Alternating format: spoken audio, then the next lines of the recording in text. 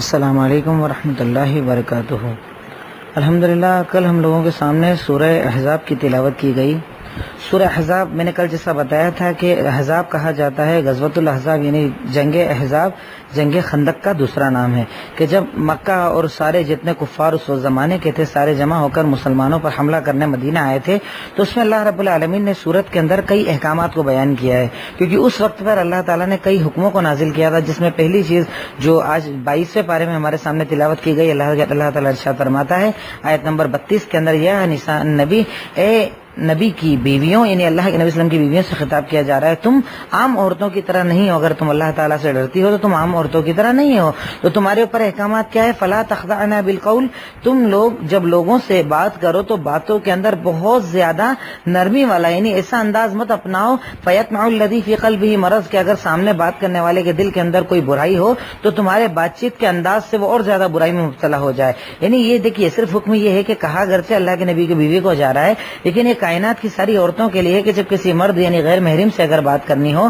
تو بات کا انداز ایسا نہیں ہونا چاہیے کہ اس کے دل کے اندر آپ کے لیے کچھ پیدا ہو جائے کہ بڑے ہنس رہی ہیں، بڑے اچھے سے بات کر رہی ہیں، مطلب کچھ ایسا مرامنا، لیکن اس کا مطلب یہ بھی نہیں ہے کہ تم سختی والے جملے استعمال کرو یا غلط زبان استعمال کرو، ایسا بھی نہیں، وَقُلْنَا قَوْلًا مَعْرُوفًا، بلکہ سیدھی سچی بات کرو۔ اس کے بعد اللہ تعالیٰ حکم دے رہا ہے وَقَرْنَا فِي بُيُوتِكُنَّ وَلَا تَبَرَّجْنَا تَبَرُّجَ الْجَاهِلِيَّةِ الْأُولَىٰ، اور اے اللہ کے نبی صلی اللہ علیہ وسلم کی بیویوں کو اللہ تعالیٰ خطاب کر رہا ہے کہ تم لوگ گھروں کے اندر رہو اور گھروں سے باہر ویسے نہ نکلو جیسے جاہلیت کے اندر عورتیں نکلا کرتی تھیں، یعنی جب گھر سے باہر نکلنا ہو تو پردہ کیا کرو، اپنے آپ کو ڈھانک لیا کرو، اپنے جسم کو سطر کے اندر لے لیا کرو، یعنی آپ کی جو سطر جو حصے جو چھپانے والا جو جسم ہے آپ کا، اس کو پورا کا پورا ڈھانک لیا کرو۔ وہ آج عورتوں کے لیے بھی حکم ہے، آج ہم دیکھتے ہیں ہماری بہن بیٹیاں بے پردہ ہو کر بازاروں میں گھومتی ہیں، بے پردہ ہو کر پورے سماج کے اندر شادی بیاہ مارکیٹ ہر جگہ جاتی ہیں۔ اللہ رب العالمین نے اس چیز کو جائز قرار نہیں دیا ہے۔ اس کے بعد اللہ رب العالمین نے اس کے بعد آیت نمبر 36 کے اندر ایک خاص واقعے کے اوپر کچھ آیتوں کو نازل کیا تھا، وما كان لمؤمن ولا مؤمنة اذا قضى الله ورسوله امرا يكون لهم الخيرة من امرهم، کہ کسی مومن مرد یا مومنہ عورت کے لیے جائز نہیں کہ جب اللہ اور اس کے رسول ان کے بارے میں کوئی فیصلہ کر دیں تو ان کو کوئی اختیار ہو، یعنی جب اللہ اور اس کے نبی فیصلہ کر دیں تو اس کے بعد آپ کو کوئی اختیار نہیں، یعنی آپ کو ان کی بات ماننی ہے، اور جو اللہ اور اس کے رسول کی نافرمانی کرے گا یقیناً وہ کھلی کھلی گمراہی کے اندر ہے۔ اور اللہ رب العالمین اس کے آگے آیت نمبر 33 کے اندر کہتا ہے وَإِذْ تَقُولُ لِلَّذِي أَنْعَمَ اللَّهُ عَلَيْهِ وَأَنْعَمْتَ عَلَيْهِ، اور جب آپ کہہ رہے تھے اس سے جس پر آپ نے انعام کیا ہے، جس سے اللہ نے اور آپ نے انعام کیا ہے کہ تم اپنی اس بیوی کو اپنے اوپر روک کر رکھو اور اللہ تعالیٰ سے ڈرو، اور اپنے دل کے اندر آپ کچھ اور چھپا رہے تھے لیکن جو اللہ تعالیٰ چاہتا ہے اسے ظاہر کر دیتا ہے۔ اصل میں اس آیت کے پیچھے ایک شان نزول ہے۔ اللہ کے نبی صلی اللہ علیہ وسلم کے ایک بیٹے تھے، یعنی حضرت زید تھے، زید کو آپ نے پالا تھا، یہ آپ کے سگے بیٹے نہیں تھے، صرف پالنے کا کام آپ کا تھا، آپ کے پاس رہے، آپ نے ان کو پالا پوسا تھا۔ تو عرب زمانے کے اندر یہ مانا جاتا تھا کہ جس بیٹے کو وہ لوگ پالتے پوستے تھے اس کو بھی سگے بیٹے کی طرح مانتے تھے، یہاں تک کہ باپ کا نام بھی انہی کا استعمال ہوتا تھا جو پالنے والے ہوتے تھے۔ یہی چیز حضرت زید کے بارے میں کہی جانے لگی۔ اللہ تعالیٰ نے دوسری جگہ آیتوں میں اس کو کلیئر کیا ہے کہ اگر تم کسی بچے کو پالتے ہو تو تم اس کا نام یعنی والد کا نام چینج نہیں کر سکتے، والد کا نام وہی رہے گا۔ اب اس کے ساتھ حکم بھی ویسا نہیں رہے گا جیسا کہ سگے بیٹے کے ساتھ ہوتا ہے۔ تو اب اس میں یہ بتایا گیا حضرت زید کا نکاح ہوا تھا زینب بنت جہش سے۔ زینب جو ایک سردار تھی، سردار کی بیٹی تھی، ان سے نکاح ہوا، یہ قریشی خاندان کی تھی اور زید غلام تھے۔ اللہ کے نبی نے جب پیغام بھیجا تو زینب منع نہیں کر پائی، نکاح کر لیا، لیکن چونکہ دونوں کی سوچ میں بہت زیادہ فرق تھا اس لیے زیادہ دن ان کا رشتہ چل نہیں پایا۔ یہ شکایت کرنے آئے کہ اللہ کے نبی ہمارے درمیان میں بہت جھگڑا ہوتا ہے، تو آپ نے کہا کہ بھائی اسے روک سنبھال سمجھا کسی طریقے سے نبھاؤ کی صورت بنا، لیکن اللہ تعالیٰ نے آپ کو وہی یہ کر دی تھی کہ زید سے طلاق ہونے کے بعد ہم آپ کا نکاح اس سے کرائیں گے۔ اللہ کے نبی کو بڑا ٹینشن ہو گیا، کیونکہ جاہلیت کے اندر یہ تصور تھا کہ اگر کسی بچے کو آپ نے پالا ہے تو اس کی بیوی سے آپ میری سسر نکاح نہیں کر سکتا، جیسا کہ اسلام میں بھی ہے کہ اگر سگا بیٹا ہو، سگا یعنی آپ کی سگی اگر بہو ہو تو آپ اس سے نکاح سسر کا کبھی بھی نہیں ہو سکتا، بیٹا ہو یا نہ ہو، لیکن اسلام کے اندر یہ بتایا گیا ہے کہ سگے کے ساتھ یہ حکم رہے گا، لیکن اگر کسی بچے کو آپ پالتے ہیں اس کے ساتھ یہ حکم نہیں رہے گا، یعنی پالے ہوئے بچے کی بیوی سے اگر طلاق ہو جائے لڑکے کا تو نکاح آپ کر سکتے ہیں۔ اب اللہ تعالیٰ نے حضرت زینب کو کہا، زینب کے بارے میں آپ کو کہا کہ ان سے آپ کا نکاح ہونے والا ہے، تو آپ کو بڑا ٹینشن ہو گیا، لوگ کیا کہیں گے، لوگ کیا سوچیں گے، لوگ میرے بارے میں غلط باتیں کریں گے، لیکن اللہ تعالیٰ نے جو کرنا تھا وہ کیا، ان کا یعنی نبھاؤ کی جب کوئی صورت نہ ہوئی حضرت زید نے طلاق دیا، پھر اللہ کے نبی صلی اللہ علیہ وسلم سے اللہ تعالیٰ نے حضرت زینب سے ان کا نکاح کروایا۔ تو اس پورے واقعے کو اللہ رب العالمین نے اس آیتوں کے اندر ذکر کیا ہے۔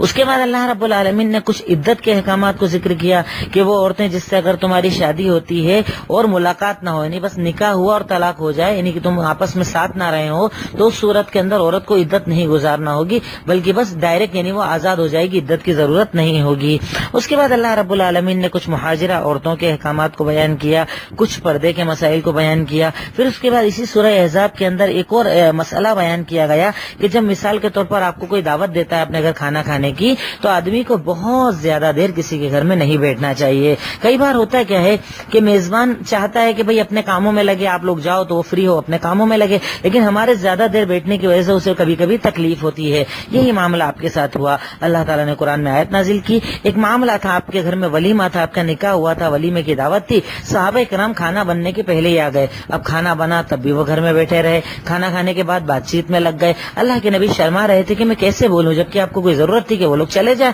لیکن وہ نہیں گئے۔ تو اللہ تعالیٰ نے قرآن کی آیت نازل کر دی کہ یا ایھا الذین آمنوا لا تدخلوا بیوت النبی الا ان یؤذن لکم، کہ تم نبی کے گھر میں تب تک داخل نہ ہو جب تک تمہیں اجازت نہ دے دی جائے، اور جب کھانے کے لیے بلایا جائے تو کھانے کے انتظار میں مت بیٹھو، جبکہ کھانا بن جائے اور تمہیں بلایا جائے تب کھانا کھاؤ، اور کھانا کھانے کے بعد فوراً اپنے اپنے گھروں کو چلا جایا کرو۔ بہت زیادہ کسی کے گھر میں نہ بیٹھو کہ ہو سکتا ہے تمہارے زیادہ بیٹھنے کی وجہ سے انہیں تکلیف ہو، لیکن وہ تمہیں بول نہ پائیں۔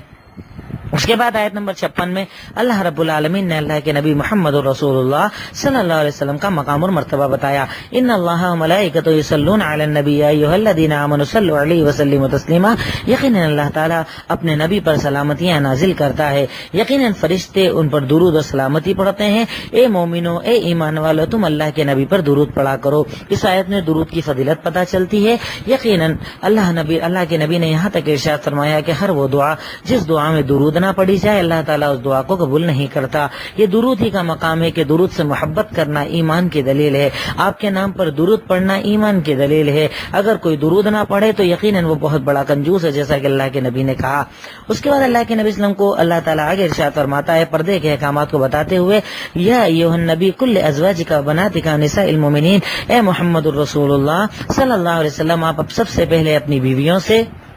اپنی بیٹیوں سے اور تمام مومنہ عورتوں سے یہ کہہ دیجئے کہ یدنین علیہن من جلابیبہن، کہ وہ اپنے اوپر اپنی چادروں کو ڈال لیا کریں، اس کی وجہ سے انہیں پہچان لیا جائے گا اور انہیں تکلیف نہیں دی جائے گی، اور یقیناً اللہ رب العالمین بہت زیادہ معاف کرنے والا اور رحم کرنے والا ہے۔ اس آیت میں اللہ تعالیٰ نے پردے کے احکامات کو نازل کیا کہ پردہ کرنا ہوگا، پردہ کیجیے۔ اور اس میں بھی دیکھیے اللہ تعالیٰ ایک بڑی پیاری چیز بتا رہا ہے کہ اللہ کے نبی کو سب سے پہلے حکم دیا اپنی بیوی اور اپنی بیٹی کو کہو۔ آج ہمارے یہاں کیا ہوتا ہے، صاحب بڑے دیندار ہیں، زمانے بھر میں دعوت کا کام کرتے ہیں، زمانے بھر کے لوگوں پہ ان کو اعتراض ہے، زمانے بھر کے لوگوں کو دین سکھاتے ہیں، خود کی بیگم بے پردہ، خود کی امی بے پردہ، خود کی بیٹی بے پردہ، خود کے گھر میں فحاشی اور زمانے کو دین سکھانے جاتے ہیں۔ اللہ تعالیٰ اس آیت میں بتا رہا ہے کہ جب اللہ کے نبی کو سب سے پہلے اپنی بیوی اور اپنی بیٹی کو حکم دیا گیا تو پھر ہم کہاں ہیں، ہمیں کیا کرنا چاہیے۔ اس کے بعد آج ہمارے سامنے سورہ سبا تلاوت کی گئی۔ سورہ سبا جس کے اندر قوم سبا کا ذکر ہے، وہی قوم سبا جو حضرت سلیمان کے یعنی زمانے کے اندر بلقیس جہاں سے آئی تھی اس کا ذکر ہے، ان کے اوپر آئے ہوئے عذاب کا ذکر ہے۔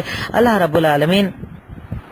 کچھ چیزوں کے ذکر کرنے کے بعد جس میں خاص طور پر اللہ تعالیٰ حضرت سلیمان کا واقعہ ذکر کرتا ہے کہ حضرت سلیمان کو اللہ رب العالمین نے بہت بڑی طاقت دی تھی، قوت دی تھی، اتنی طاقت کہ جیسے کہ حضرت داؤد کے لیے کہ اللہ نے کیا کیا تھا کہ ان لوہے کو ان کے لیے نرم کر دیا تھا، یعنی نرم ہاتھ سے موڑتے تھے اور جو چاہے بنا دیتے تھے۔ اور حضرت سلیمان کو کیا کیا تھا، ہوائیں ان کے حکم سے چلتی تھی۔ اللہ تعالیٰ نے جنات کو ان کے کام پر مقرر کر دیا تھا۔ جنات کا کام کیا تھا کہ جو بول دیں وہ کرو، محل بناؤ، برتن بناؤ، یہ کرو وہ کرو، جو کام اللہ کے نبی حضرت سلیمان بولتے جنات وہ کام کیا کرتے تھے۔ ایک مرتبہ کیا ہوا، حضرت سلیمان نے کہا محل بناؤ، اور وہ ایک لکڑی کا ٹیکا لگا کے کھڑے ہو گئے۔ اب وہ کھڑے ہوئے، جنات ڈر کے مارے کام کرتے چلے جا رہے ہیں، کرتے چلے جا رہے ہیں، کرتے چلے جا رہے ہیں۔ اسی حالت میں حضرت سلیمان کا انتقال ہو گیا۔ لیکن اب بھائی وہ کھڑے ہوئے دکھ رہے تو جنات ڈر کے مارے کام کرے چلے جا رہے ہیں، کرے چلے جا رہے ہیں۔ اللہ تعالیٰ اس آیت کے اندر سورہ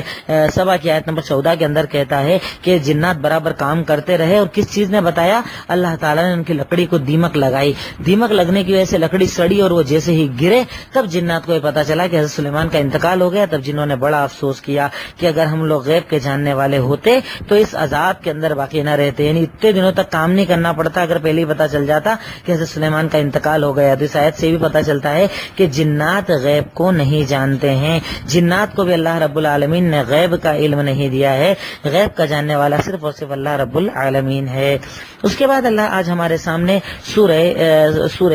فاطر تلاوت کی گئی۔ سورہ فاطر کے اندر اللہ رب العالمین نے کئی اپنی نشانیوں کو ذکر کیا اور اللہ تعالیٰ قدرت کی دلیلوں سے ہمیں ایمان سکھانا چاہتا ہے کہ وہی اللہ تعالیٰ کی ذات ہے جو رات سے دن کو نکالتی ہے، دن سے رات کو نکالتی ہے، اس نے سورج چاند کو مسخر کیا ہے، ہر ایک اپنے فکس پیمانے کے اوپر چلتا ہے۔ اسی کے بعد اللہ تعالیٰ نے کچھ شرکیات کا ذکر کیا اور ایک بڑی پیاری آیت اللہ تعالیٰ ارشاد فرماتا ہے سورہ فاطر آیت نمبر 16 کے اندر، یا ایھا الناس انتم الفقراء الی اللہ واللہ هو الغنی الحمید، اے لوگوں تم سب کے سب اللہ کے فقیر ہو، یقیناً اس کائنات میں کوئی ذات قابل تعریف اور بے نیاز ہے تو وہ اللہ تعالیٰ کی ذات ہے۔ یعنی انسان کو اپنی فقیری کا احساس کرنا چاہیے، اپنی کمزوری کا احساس کرنا چاہیے، اللہ تعالیٰ کے سامنے جھکنا چاہیے، مانگنا چاہیے، کیونکہ اگر ہم فقیر ہیں تو فقیر تو اپنے مالک سے جو چاہے مانگ سکتا ہے۔ اپنے اندر سے تکبر، گھمنڈ، کینہ، کپٹ، حسد نکال کر ایک مومن کو جھکنے والا بننا چاہیے۔ اس کے بعد اللہ رب العالمین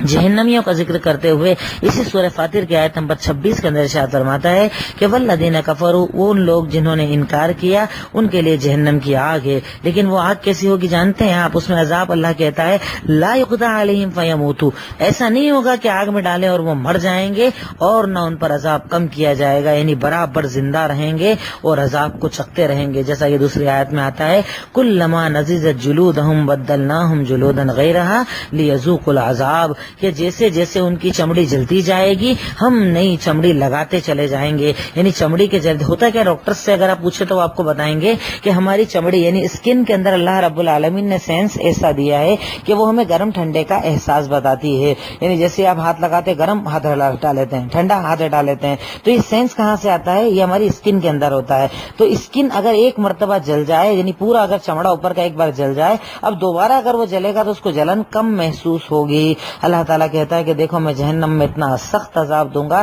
کہ ایسا نہیں کہ ایک بار ڈالا کام ختم، میں ڈالوں گا پھر نکال کر چمڑی بدلوں گا پھر ڈالوں گا، پھر چمڑی بدلوں گا پھر ڈالوں گا، یعنی تمہیں عذاب کا احساس زیادہ ہو۔ اللہ رب العالمین اس لیے تمہیں اس طریقے کا عذاب دے گا۔ اللہ تعالیٰ سے پناہ مانگنا چاہیے، دعا مانگنا چاہیے۔ اس کے بعد آج سورہ یاسین کا ایک شروع کا ذرا سا حصہ ہمارے سامنے تلاوت کیا گیا، تو میں یہی کہوں گا کہ دیکھیے رمضان کا آخری عشرہ چل رہا ہے، بڑا قیمتی عشرہ ہے، بڑا خاص عشرہ ہے۔ اس عشرے کو زیادہ سے زیادہ دعاؤں میں لگائیے، عبادت میں لگائیے، جہنم سے اپنے آپ کو بچانے میں لگائیے، اللہ تعالیٰ سے پناہ مانگنے میں لگائیے، اور ان صورتوں کو جتنا زیادہ ہو سکے تلاوت تو کیجیے ہی کیجیے، ترجمے سے پڑھنے کی کوشش کیجیے، کیونکہ اگر آپ ترجمے سے پڑھیں گے نا تو آپ کو دین سمجھ میں آئے گا۔ دیکھیے اللہ تعالیٰ قرآن کے اندر کیا کہتا ہے، بھائی ہمارے یہاں مولوی صاحب کیا کہتے ہیں کہ قرآن صاحب بڑی مشکل کتاب ہے، سمجھ نہیں سکتے، اس کو سمجھنے کے لیے یہی آنا چاہیے، اور اللہ قرآن میں کیا کہتا ہے وَلَقَدْ يَسَّرْنَا الْقُرْآنَ لِلذِّكْرِ فَهَلْ مِن مُدَّكِرٍ، ہم نے قرآن کو آسان بنایا ہے نصیحت حاصل کرنے والوں کے لیے،